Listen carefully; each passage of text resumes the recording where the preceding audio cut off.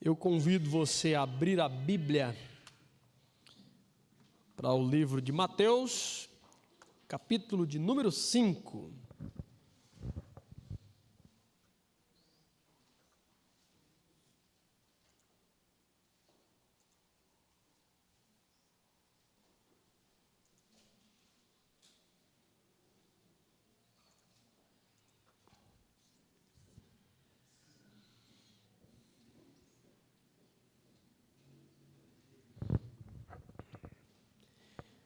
No domingo passado nós iniciamos esse texto, pelo menos os versículos 13 e 14, falando do que é esperado do cidadão do reino dos céus. Sua vida, sua conduta. Jesus está ensinando aqui em Mateus capítulos 5, 6 e 7 para os seus discípulos. E Jesus começa falando das qualidades, das características, que irão compor o caráter daquele que pertence a Jesus, daquele que foi salvo por Cristo. E na sequência, Jesus irá começar a dar exemplos e situações do como deve proceder aquele que lhe pertence. Isso porque, em primeiro lugar, ele lhe pertence ao Senhor. E por uma questão de essência, essencial, aquilo que realmente é, o salvo ele precisa, conforme o texto que iremos ler agora, ser sal da terra e ser luz do mundo. Então, abra aí a sua Bíblia, Mateus, capítulo de número 5.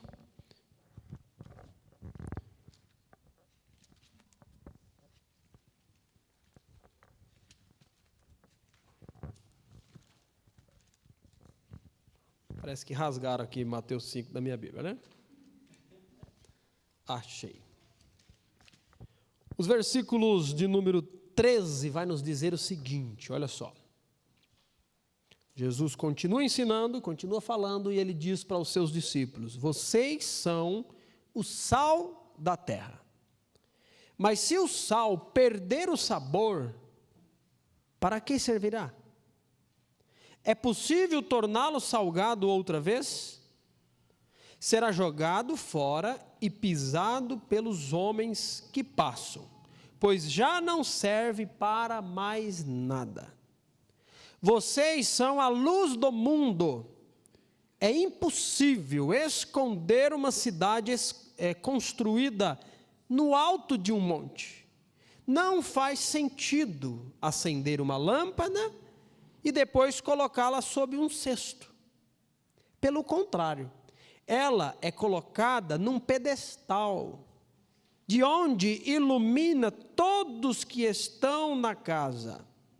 Da mesma forma, suas boas obras devem brilhar, para que todos as vejam e louvem seu Pai que está no céu. Mais uma vez vamos orar pedindo que o Senhor nos abençoe. Pai, nós te agradecemos pelo privilégio de estarmos aqui e neste momento, como parte do culto que oferecemos ao Senhor, nós já lemos a tua palavra e queremos que o Senhor nos auxilie, nos ilumine a mente para a compreensão do texto mediante a explicação e a aplicação. Abençoe as crianças ali que estão ouvindo essa mensagem também, que possa ser claro para elas e que elas venham crer nessa palavra. Nós oramos no nome de Jesus. Amém.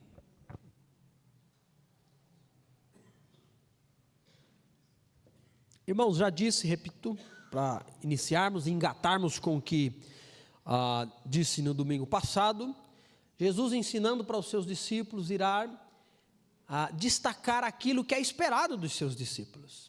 Aquele que foi alcançado por Cristo, ele não recebe um cheque em branco, uma carta em branco, para dizer: você me pertence, você agora escreva a sua história, você tem liberdade para agir, para atuar, para ir, para vir, para fazer o que bem quiser, para ser o que você quiser ser. Mas lembre de uma coisa: você é meu, você me pertence. Isso não é salvação. A salvação ela é pertencer a Cristo, porque Ele nos comprou com o seu sangue, mas o salvo, e somente é salvo, aquele que pertence ao Senhor, aquele que foi adquirido pelo Senhor, aquele que é propriedade de Deus, e como uma propriedade do seu Senhor, a sua vida, a sua conduta, deve refletir os interesses, os ensinamentos do seu Senhor. E Jesus está aqui no capítulo 5 de Mateus, dizendo para os seus discípulos: vocês são o sal da terra. E eu preguei isso no domingo passado, não vou repregar, mas vou apenas usar como introdução dessa mensagem, de hoje, relembrando algumas verdades sobre o que Jesus diz para os discípulos: vocês são o sal da terra. Aqui, irmãos, está uma verdade essencial: o ser sal. O sal, como disse no domingo passado, ele tem o objetivo de dar sabor, e ele principalmente tem o objetivo de ser antisséptico, de ser um elemento que preserva, que conserva e que não permite a decomposição do alimento. Passamos, sal na carne quando não vamos colocar na geladeira, quando não se tem energia, quando não... A forma de conservar o alimento era através do sal. Como sal da terra, Jesus está dizendo que os seus discípulos, eles estão nesse mundo, atuando como elementos que retardam a decomposição moral e espiritual do mundo que nos cerca. O mundo jaz no maligno, o sistema corrompido da mentira, da corrupção, do jeitinho, da falsidade, está aí e fazemos parte disso, vivemos nisso. Mas como sal da terra, Jesus Cristo olha para os seus discípulos e diz: nós temos uma função de preservar e retardar a decomposição desse mundo. Agora, como que nós podemos atuar como sal da terra, segundo o que Jesus coloca para nós? Quando a nossa vida, ela tem um compromisso com a verdade, com a honestidade, com o que é justo, com o que é correto, com o que é puro, com o que agrada a Deus, vivendo de forma a refletir, o caráter do nosso Senhor, que é santo e espera de nós santidade. Nós estamos atuando neste mundo como sal da terra. Então o crente no seu trabalho é aquele que não vai fazer parte, da mentira, da falcatrua, da corrupção. Ele não vai passar para frente a fofoca. Ele é aquele que tem um compromisso com a justiça. Ele é aquele que, conforme o texto, adiante, Mateus capítulo 6, que é o mesmo sermão que Jesus ensina os seus discípulos, ele vai dizer que ele irá priorizar, ele irá buscar em primeiro lugar na sua vida o reino dos céus e a justiça desse reino. O coração daquele que pertence ao Senhor e que atuará como sal da terra, ele não pode ser alguém que pensa e que enxerga o mundo do jeito daquele que não pertence a Jesus. Como que alguém que não pertence a Jesus enxerga esse mundo? Ele vê esse mundo apenas como um momento que ele tem que subir na vida, que ele tem que crescer, que ele tem que enriquecer, que ele tem que... Então o trabalho passará a ser o fim último da vida daquele que não pertence a Cristo. Se a parte financeira, for uma questão importante, essa pessoa é capaz de vender um carro para o outro e dizer: está tudo bem, o motor está excelente, mas não está. Por quê? Porque ele sempre quer levar vantagem. E alguém que é discípulo de Cristo, atuando como sal dessa terra, pelo contrário, ele preza pela verdade. O ganhar não é o que está em primeiro lugar na sua vida, mas é fazer a justiça, é viver de forma a refletir os valores do reino dos céus, simplesmente por um motivo: ele pertence ao reino dos céus, irmãos. Às vezes nós confundimos uma coisa. Às vezes nós confundimos o seguinte: eu estou orando por isso. Estou orando por uma possibilidade. Eu estou orando por um emprego. Amém, ore mesmo. Se você não tem um emprego, você deve orar por um emprego e deve trabalhar, a hora que o emprego aparecer. Aí, porque eu estou orando, eu acho que aquele emprego que apareceu e surgiu é resposta de oração. Aí amém, vou seguir. Mas o emprego te tira todas as oportunidades de estar na casa de Deus. O emprego é tão esgotante que você não vai ter tempo nem de ler a palavra de Deus. Irmãos, não é de Deus. Jesus estava orando 40 dias e 40 noites. Quando termina esse período, Jesus tem o quê? O que é naturalmente? Fome. Quem que aparece depois desse período de oração e jejum intenso que Cristo estava tendo no deserto? Quem que aparece? Primeira aparição para Jesus ali. Com o quê? Oferecendo pão. Resposta de Deus. Resposta de Deus? Está com fome? Estava até orando. Estava jejuando. Apareceu o pão. Só pode ser Deus. Irmãos, como que nós saberemos se esse tipo de oportunidade, de situação é de Deus ou se não é de Deus? Como que eu sei? Quando a palavra de Deus me orienta e eu começo a perceber que enveredar por esse caminho, eu vou negociar princípios do reino dos céus que não devem ser negociados. Então não é de Deus. Eu vou passar fome. O que a Bíblia diz? Buscar em primeiro lugar o reino dos céus e as suas justiças, e essas coisas, ele está falando de comida, bebida e vestimenta, serão acrescentadas. Então agora no trabalho, aí a Bíblia também fala, quem não trabalha não come, vai passar fome. Aí como é que resolve isso? Aqui, palavra de Deus. Então, o cristão é sal dessa terra, e ser sal dessa terra é viver de acordo com a orientação da palavra de Deus.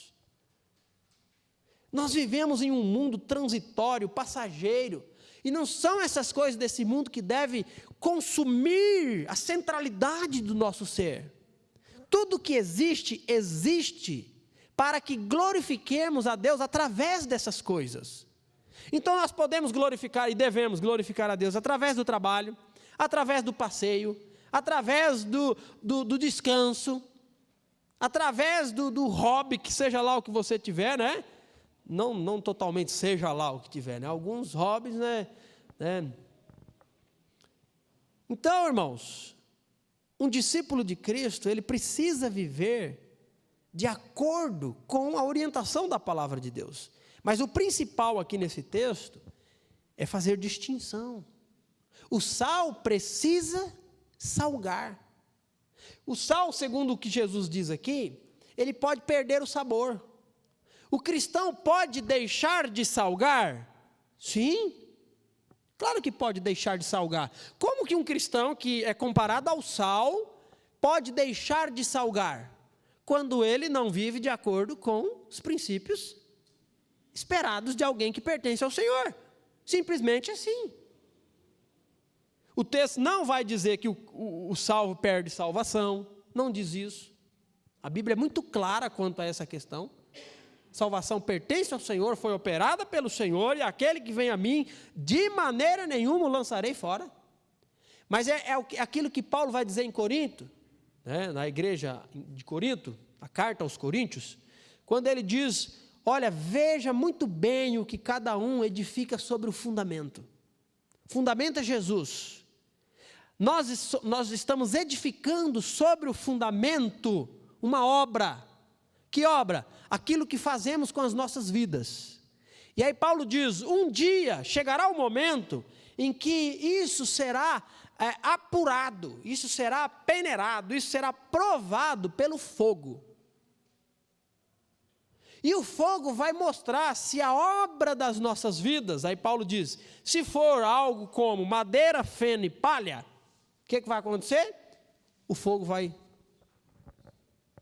acabar com tudo, ou seja, viveu e o que fez não teve valor algum. Por quê? porque não viveu para agradar a Cristo, não viveu de acordo com o que Cristo espera que se faça.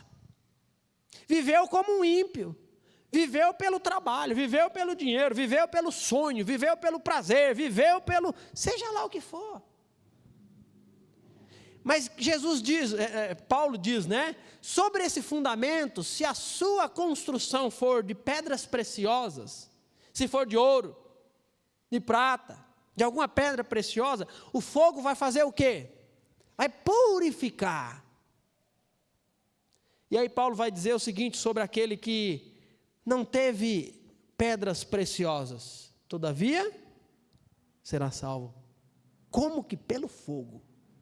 Ou seja, a salvação não é o resultado de uma vida operosa. Preste atenção no que eu vou dizer agora. A salvação não é a consequência, não é o resultado de uma vida operosa. Mas uma vida operosa é resultado de uma salvação.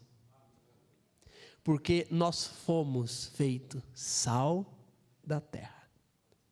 Então, se nós não salgamos, e se nós continuamos a não salgar, e se nós não salgamos, é porque você não é sal. Você é gesso. É branquinho igual. É cal. Mas não é sal. Então esse texto vai apresentar o seguinte, uma distinção muito clara. Em primeiro lugar, não apenas daquilo que deve ser feito, mas daquilo que se é, em essência. Jesus diz, vocês são sal da terra. E hoje nós vamos ver, já lemos, que Jesus diz, versículo seguinte, né? Ele diz, vocês são a luz do mundo. O que Jesus está dizendo? A mesma coisa. Jesus apenas irá ilustrar com uma realidade muito palpável para eles, a mesma verdade. Qual verdade? De que vocês são. É essência, é diferente. Ao falar, né, do cristão como luz desse mundo, Jesus quer destacar o quê? Essa mesma verdade. Uma diferença entre luz e trevas. E isso é interessante, irmãos, que não tem como nós confundirmos luz com trevas, tem? Não deveria ser tão, né, possível a confusão. Porque onde há luz, deixa de existir trevas, e assim vice-versa. Nós podemos falar, sim, do seguinte, nós hoje, né, nos nossos tempos, nós podemos falar de tons diferentes de luz, intensidade diferente da luz, brilho diferente da luz, não é verdade? Ainda que para a época de Jesus isso não fosse tão possível como é nos nossos dias. Mas ninguém, por exemplo, ninguém é capaz de olhar para a luz do sol sem uma ferramenta para isso, né? E eu não sei hoje, mas quando a gente era criança, eu ficava querendo, né, tirar um raio-x para poder olhar através daquela chapa lá, dar uma olhada para o sol, né? Olha só. Nós não conseguimos encarar o sol de uma forma, né, desprotegida, por quê? Porque a luz tem um tamanho brilho. Mas nós podemos, né, olhar para a nossa realidade e entender o seguinte, existe diferença entre luz e luz. Existe diferença entre, hoje nós vemos o quê? Nós vemos umas lâmpadas de LED que são multicoloridas, né? Uma luzinha lá, verde, e fica bonito um jardim, não fica bonito um jardim? Quando colocado em alguns lugares no chão, né? Uma luz que irá brilhar ali, um verde fluorescente, oh, que jardim lindo. Aí no outro dia você olha e fala, uxe, é aqui mesmo que eu estava antes? Nós confundimos o quê? Uma cor, né, laranja com vermelho alaranjado. Existe vermelho alaranjado? Oxe, existe tudo quanto é cor. LED azul, LED, tudo. Existe, né, na elétrica, lâmpadas, que é, né, para a área de serviço. Então ela é mais clara, é um branco frio que chama. Para a área de descanso, como o quarto, às vezes a sala de estar, é um branco quente, mais amareladinho. Nós temos dificuldade de olhar para uma lâmpada e dizer, é 9 watts, é 12 watts, qual a potência dessa lâmpada? Completamente normal. Na época de Jesus, essa discussão não existia, porque nem lâmpada elétrica tinha, era lamparina. Essa é a lâmpada que se refere a Jesus.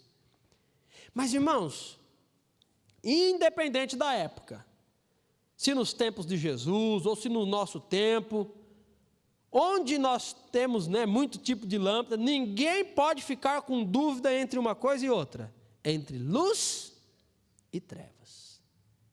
Não é essa a discussão. Entre luz e trevas, nós não temos diferença.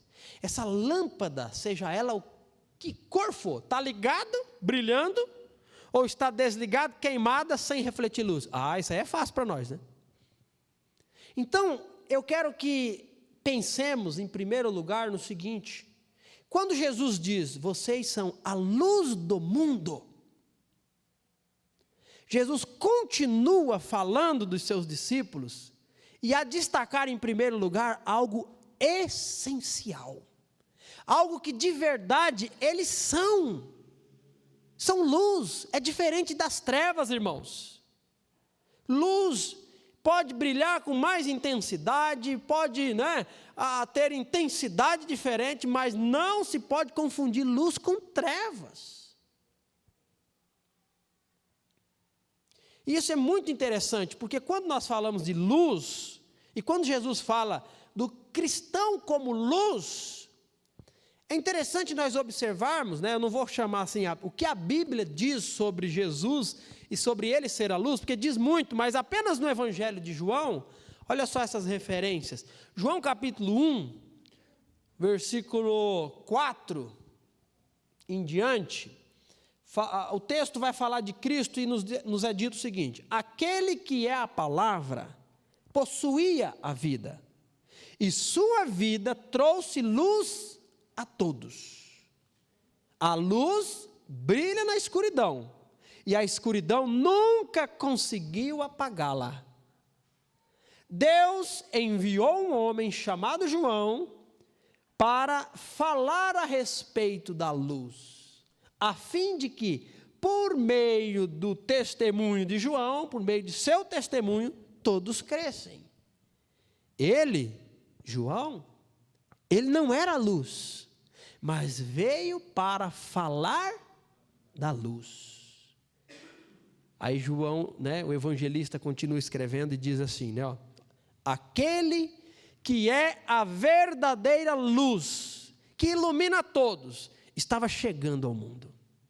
Veio ao mundo que ele criou, que ele mesmo criou, mas o mundo não o reconheceu. Veio para o seu próprio povo, e eles o rejeitaram.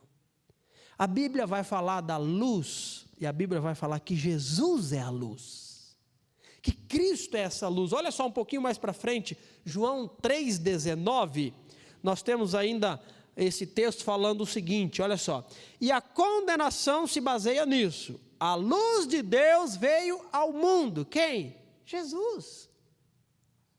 A luz de Deus veio ao mundo, mas as pessoas amaram mais a escuridão que a luz, porque seus atos eram maus. E o último texto, que é João 9, não, penúltimo, viu, Júlia? Errei aqui, tá? É João 8, 12. Olha só, mais um texto. Apenas no Evangelho de João, conforme mencionei, Jesus voltou a falar ao povo e disse: eu sou a luz do mundo. Se vocês me seguirem, não andarão no escuro, pois terão a luz da vida. E agora sim, o último versículo falando disso, João 9, 5. Capítulo 9, versículo 5. Nos diz assim: mas enquanto estou aqui no mundo, eu sou a luz do mundo. Jesus Cristo é a luz que brilha a revelação de Deus. Mas no capítulo 5 de Mateus, Jesus olha para os seus discípulos e agora ele diz o seguinte: vocês são a luz do mundo. E aqui está a ideia, irmãos, e a verdade, de que quando Jesus diz que o cristão, o salvo, como cidadão do reino dos céus, ele é a luz desse mundo, ele está, em primeiro lugar, chamando a realidade de que essa luz que nós somos e que nós brilhamos, ela é uma luz refletida. No seguinte sentido, nós sabemos que o sol brilha a luz que ele tem. Mas nós sabemos também que a luz brilha a luz. Nós não temos o brilho da luz, é diferente do sol? É diferente, totalmente. Um foi feito para governar de dia, o outro foi feito para governar à noite. Mas você sabia que a luz não tem brilho? A lua não tem brilho algum? Nenhum. Que a lua é totalmente escura, você sabia disso? E aí, por que tem noites que ela está mais clara, redonda, linda, cheia, e ilumina, e clareia? A lua, ela reflete a luz do sol que bate nela. Um está de dia, o outro está de noite, a terra está girando, e o sol reflete na lua a luz que ele tem. E a lua transmite a luz refletida. O cristão, ele não é um portador de luz no sentido de eu tenho a luz em mim, por mim e para mim. O cristão tem essa luz porque o próprio Cristo, que é a luz, nos iluminou. Nos trouxe para a luz, tirando-nos das trevas. E esse Cristo nos fez luz desse mundo. E agora nós podemos, não apenas podemos, nós devemos brilhar essa luz ao mundo. Então percebe aqui, irmãos, que o que Jesus quer destacar aqui muito claro para nós é o seguinte: que quem lhe pertence, brilha a luz. Por que brilha a luz? Porque a luz do próprio Salvador reflete sobre ele, e ele vai brilhar, a luz não dele, mas a luz que o fez luz, que é Jesus. E aí nós podemos falar de intensidade de luz, e aí nós podemos falar de um bocado de coisa, mas nós não podemos falar de crente que não brilha luz, de salvo que não é sal, de salvo que não é luz, e não demonstra a partir daquilo que faz, aquilo que foi dito para fazer, que é brilhar a luz de Cristo. O texto vai dizer para nós, olha só, Mateus 5, 14 diz: vocês são a luz do mundo. Afirmação clara, absoluta, e o texto continua e diz assim, Jesus vai ilustrar: é impossível, não tem como esconder uma cidade edificada sob um alto de um monte. Não tem como. Eu me recordo, uma certa vez, depois de um bocado de tempo no Mato Grosso, foi que eu morei na roça, no Mato Grosso, no sítio. E o sítio chegou de noite, meu amigo, é escuro. Quem não gosta de um ambiente assim, chega a ser desesperador, um silêncio. Você só escuta grilo e sapo cantando, E nada, e mais nada, não, é normal. E às vezes é necessário e maravilhoso, o barulho do silêncio. Daqui uns dias eu vou estar no barulho do silêncio. Daqui uns dias. Mas era interessante onde eu morava, dava 35 quilômetros da cidade, 38. E não era um ambiente bem plano, era cheio de montanhas, mas dava para ver um clarão no alto, não no alto, mas um clarão que se elevava naquela direção, e lá era o quê? Lá era a cidade. Lá era a cidade. Quanto mais escura a noite, mais possível era de ver a 35 quilômetros, não as luzes, não dava para ver as luzes não, dava para ver só o clarão daquela cidade. Aí eu me mudei, depois de um tempo, para uma outra cidade, e também dava cerca de 30 quilômetros da cidade. Só que daí já era o quê? Já era uma planície, né? Um lugar muito lindo, às vezes até você enxergar o que você conseguia enxergar era reto. Um lugar mais de cerrado. E aí dava para ver as luzes da cidade a cerca de 30 quilômetros. Não tem como esconder uma cidade edificada no alto de um monte. Quem já viajou aqui de avião à noite, não é legal ver as luzes das cidades? Lá de cima você olha e fala, rapaz, olha. E quando não tem nada, não se vê nada. Mas onde tem luz é possível a gente enxergar a 10, 12 mil pés de altura. E sei lá quantos quilômetros de distância a gente olha assim, lá está uma cidade. Que cidade que é? Sei lá, não faço ideia, mas é possível ver. Jesus diz isso, Jesus diz essa verdade tão clara para compreendermos.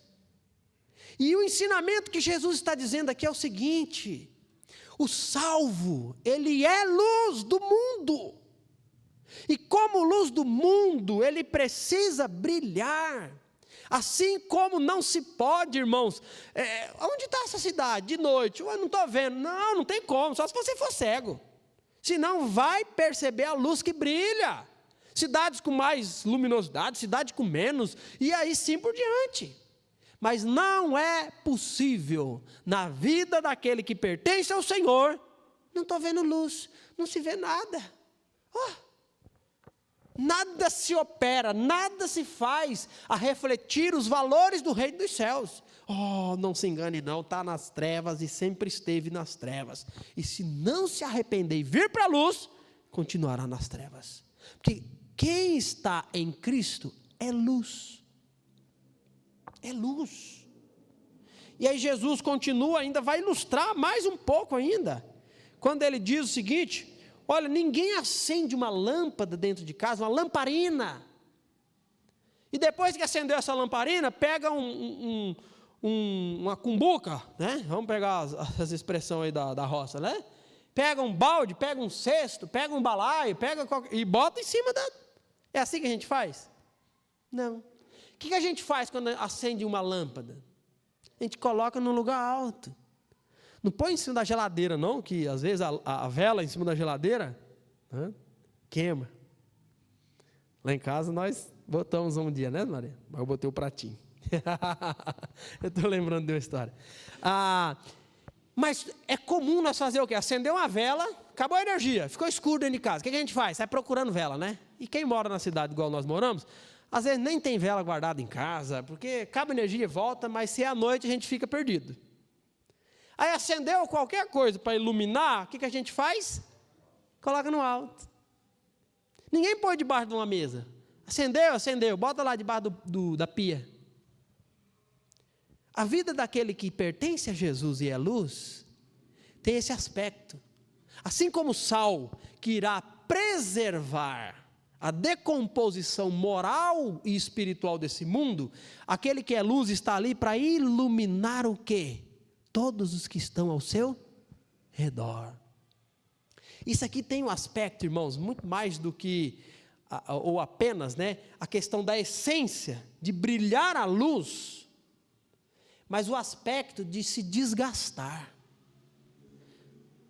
A lâmpada que irradia a sua luminosidade para alcançar, né, o maior raio possível, tornando transitável, ela se desgasta. E aqui tem um aspecto de vivermos como luz desse mundo, tá? Nos desgastando, servindo, compromisso, o quê? Ao nosso Senhor, clareando, espalhando essa verdade. Então nós olhamos para esse texto, e esse texto vai nos apresentar, né, o caráter daquele que pertence a Jesus. Aí se a gente for pensar agora, né, vamos tentar trazer para a nossa realidade. O que seria atitudes de alguém a demonstrar que ele é sal e luz? O que seria seriam atitudes de alguém que pertence a Jesus, irá evidenciar, porque ninguém que pertence a Jesus, ele não é sal e luz, ele é. E não tem como não perceber sal e luz, não é verdade?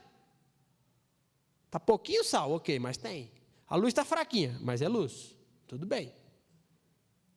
Mas como que seria, trazendo para nós, vamos pensar, alguém que é de Jesus, e eu vou provar para vocês que eu sou de Jesus, porque o texto diz aqui, que o sal salga, e que a luz ilumina. Ele vai brilhar, ele vai irradiar, ele vai ajudar, né, as pessoas que estão aí se trombando, as pessoas que estão nas trevas se ferindo, a luz de Cristo na minha vida irá tornar clara para essas pessoas. O próprio encontro com a fonte de luz que é Jesus, para quem está nas trevas, só é possível mediante o clarear de raios de luz. Olha a função que nós temos: brilhar essa luz, falando da luz, demonstrando a luz. Mas como que nós podemos exercitar a nossa mente, pensando na vida daquele que é cidadão do reino dos céus hoje? Como que seria? Uma pessoa que é sal da terra e luz do mundo, vamos pensar, seria uma pessoa que irá pensar nas coisas do alto, as coisas do reino dos céus? Ora, se eu sou de lá, automaticamente, aquilo que faz parte do reino dos céus estará, em alguma medida, na minha mente. Não estou dizendo aqui que todos os pensamentos, ou 90% dos pensamentos que passam na minha cabeça, são pensamentos lá do alto, lá do céu. Não estou dizendo isso. Isso é uma consequência. Quanto mais perto da palavra, quanto mais perto do reino dos céus, mais envolvido com as verdades do reino dos céus. Quanto mais distante do reino dos céus, menos envolvido com o reino dos céus. Mas alguém que é de Jesus, não ter nada na sua mente em relação ao reino dos céus, é aceitável? É luz? É luz que brilha? Não. Se essa é a palavra do dono do reino dos céus, deixada para nós, para como vivermos neste mundo, como cidadãos do reino dos céus, como procedermos nesse mundo para agradar o reino dos céus, do qual nós pertencemos e somos, concorda comigo que essa palavra precisa estar diante de mim, em alguma medida, fazendo parte da minha vida? É uma questão de lógica, é uma questão de essência. O outro lado é verdadeiro.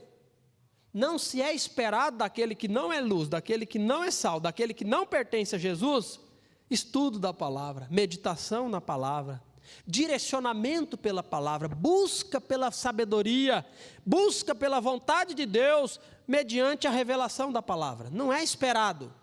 Logo, se na sua vida não existe interesse, desejo, preocupação com o que o reino dos céus apresenta na sua palavra, olha, examine. Não é natural. Todos nós precisamos melhorar em cada um desses aspectos, mas não estar vivendo isso, talvez é exatamente o sal que não salga e a luz que não é luz. Vamos pensar. Quando a gente pensa no reino dos céus, nós pensamos muitas coisas. A Bíblia vai falar, de maneira geral, sobre o governo e o domínio que Deus exerce sobre todas as coisas. Nós pensamos no futuro, na realidade celestial, nós pensamos, no presente, nós pensamos em muita coisa. Mas tudo nos apontando para onde? Para o céu, para as verdades do céu, para o que Deus deseja, para o Senhor que está no trono. Nunca o contrário, sempre. E aí tem o aspecto do reino, terreno e quando, como, isso não vem ao caso, mas uma coisa deveria ser natural. Qual que é vamos dizer assim, um fragmento do que será o reino dos céus nessa terra.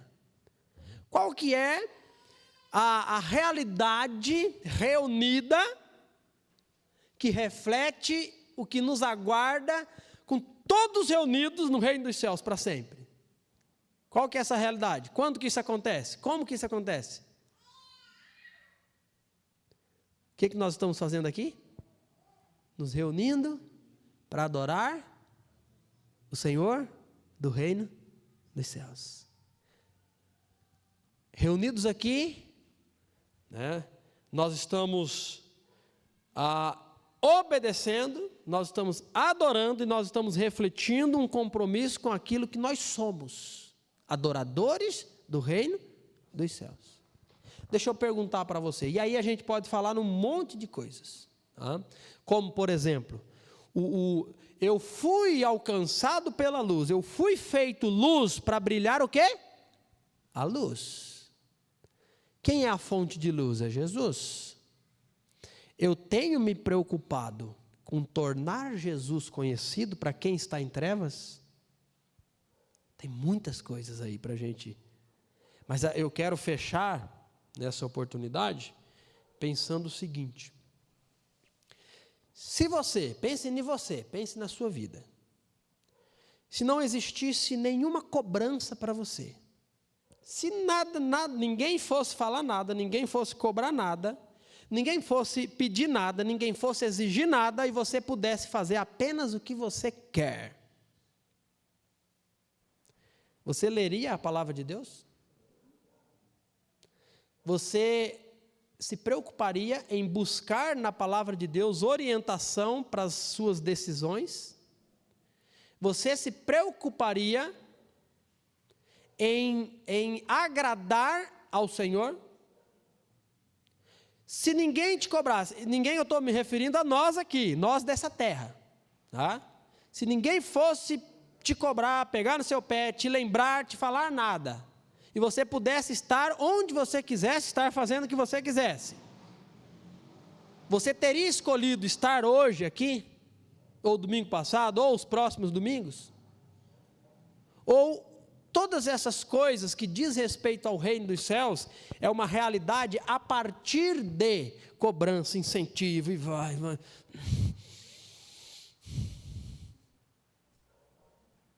Por que eu faço isso? Porque se Jesus te fez sal da terra e luz do mundo, em alguma medida, o seu interesse deve ser para o seu Senhor. Não estou dizendo que vai ser a piloto automático e amanhã você vai estar aqui me perturbando. Pastor, abre essa igreja que eu quero ficar aqui, orando e lendo a Bíblia. Não estou dizendo isso não. Nós lutamos. Não estou dizendo que ler a Bíblia é automático, você não precisa nem se preocupar, que orar. Não estou dizendo isso. Mas ser sal e ser luz é algo essencial, é algo de dentro, e só existe porque Ele fez assim. Ele nos fez, e nos fez para vivermos dessa forma. Então, todos nós nessa noite, nós só podemos ser um desses dois grupos. Qual? O grupo que não é sal e não é luz, mas que Jesus pode fazer de você sal e luz, e do grupo que é sal e luz. Se você olha para a sua vida e diga assim, eu tenho dúvida, agora eu tenho dúvida porque, conforme Tiago vai dizer, Tiago vai falar muito sobre isso. Tiago vai falar de fé viva, fé que salva, e fé morta, fé que nunca salvou. Tiago diz, crês tu que Deus é um só? Sim, eu creio, faz bem, só que até os demônios creem. Então simplesmente crer em Deus, que Ele existe, que Ele veio a esse mundo, que Ele morreu na cruz, isso não faz de você salvo, nunca fez. Eu vou para a igreja, não salva, a igreja não salva. Eu me batizei, batismo não salva. E o que é a fé viva que salva, que Tiago diz? É uma vida que demonstra pelo procedimento que esse crer em Jesus, ele foi verdadeiro.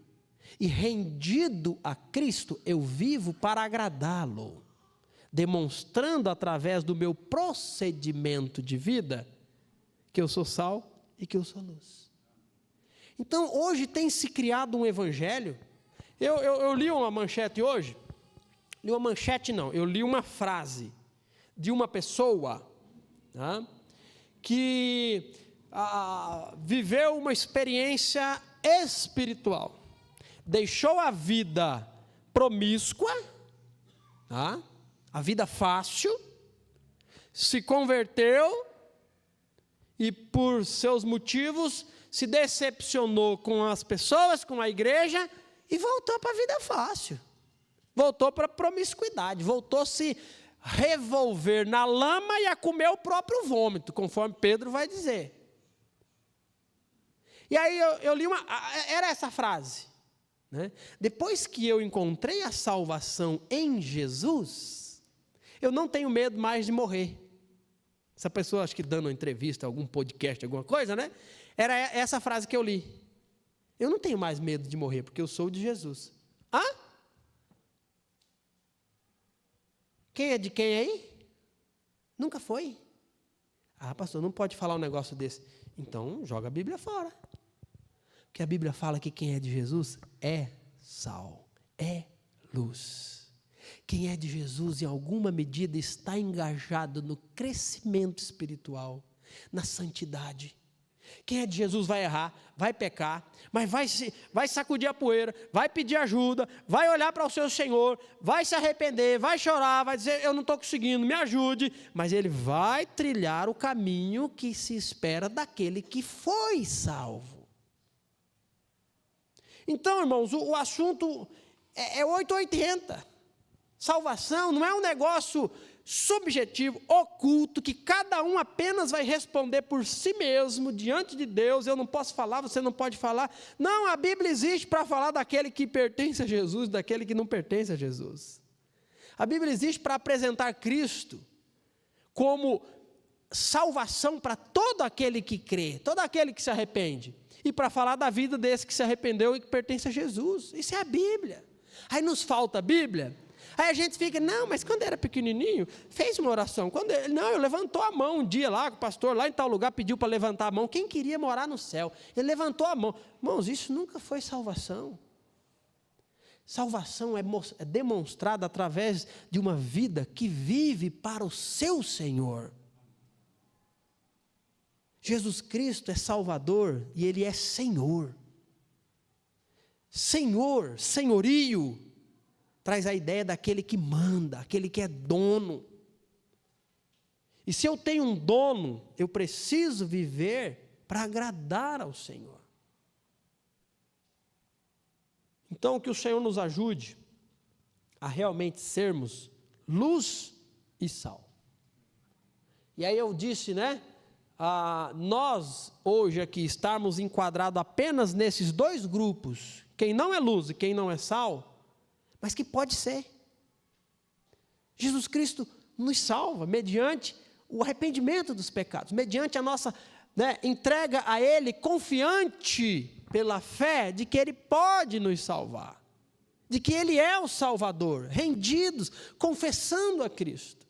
E aí você vai passar para o grupo de cá, quem é de Jesus, quem é sal e quem é luz. Mas no grupo de cá, a pergunta é, você tem vivido a mostrar, a evidenciar pelas suas obras, pelas suas atitudes, que você é sal, que você é luz? Podemos salgar mais? Ora, sem sombra de dúvidas. Podemos brilhar mais? Sem sombra de dúvidas. Quanto mais perto da fonte da luz, que é Jesus, mais a luz de Cristo em mim será brilhada, evidenciada. Quanto mais distante, mais apagadinho, É o paviozinho que fumega. E o que é que Jesus espera de nós? Que como fontes refletidas de luz, a dele em nós, nós podemos brilhar, para que outros, e a quantidade maior possível de pessoas possam ser o quê? Iluminadas por essa luz que brilha através de nós. Como que você está? O que você faz? Onde você vai? O que você pensa? O que você fala? O que você vê? Tem refletido que você está no caminho de ser luz e ser sal? Vamos orar? Pai, nós te agradecemos, nós te oramos, reconhecendo, ó Deus, a grande salvação estendida a cada um de nós. Nós queremos, ó Deus, louvá-lo, bendizê-lo, pelo que o Senhor fez ao brilhar em nós a luz de Cristo. Nós te agradecemos, ó Deus, porque o Senhor está pronto para salvar, nesse momento, cada pecador que arrependido crer em Jesus. O Senhor tem convidado, o Senhor tem chamado, e o Senhor espera que arrependidos, pessoas possam crer em Ti. E nós também te agradecemos, porque a Tua palavra é clara e nos chama a um compromisso com o Senhor. E assim como o sal, ser espalhado neste mundo para preservá-lo, para tornar temperado aquilo que está se estragando. O Senhor tem nos chamado como luz do mundo a brilhar do alto de um monte, de um lugar elevado, a Tua luz, para que pessoas não caminhem perdidas como estão, se batendo, se ferindo, sem saber onde estão, nem para onde vão. Que a luz do Senhor, através das nossas vidas, possam alcançar essas pessoas. Que o Senhor nos ajude a ser luz do Senhor, e que possamos a cada dia viver para a Tua glória. Nós oramos agradecidos no nome de Jesus.